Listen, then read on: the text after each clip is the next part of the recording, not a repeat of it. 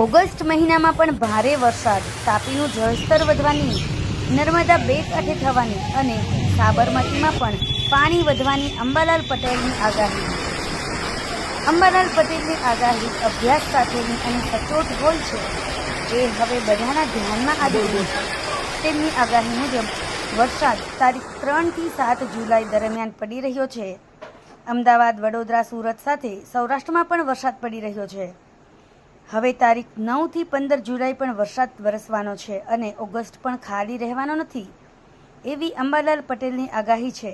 તાપીનું જળસ્તર વધવાનો અને નર્મદા નદી બે કાંઠે થવાની, સાબરમતીમાં પણ પાણી વધવાની આગાહી કરી છે. ત્યારે આગામી દિવસોમાં ભારે વરસાદની પણ તૈયારી રાખવી જ રહી.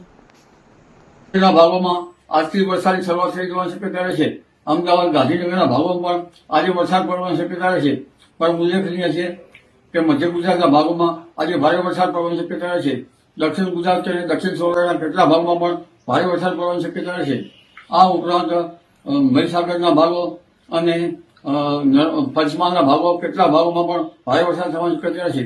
ભરૂચના કેટલાક ભાગોમાં ભારે વરસાદ થવાની શક્યતા રહેશે. ઉત્તર ગુજરાતના કેટલાક ભાગો, મધ્ય ગુજરાત ઉપરાંત પૂર્વ ગુજરાત અને સાબરકાંઠાના અને કચ્છના કેટલાક ભાગમાં વરસાદ થવાની શક્યતા રહેશે.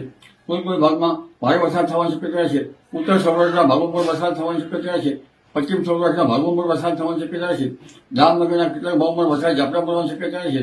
એટલે આ વરસાદ હજુ ઘણા ભાગમાં ભારે વરસાદ થશે અને તારીખ 15 સુધીમાં સૌરાષ્ટ્રના ઘણા ભાગમાં ભારે વરસાદ થવાની શક્યતા રહેશે.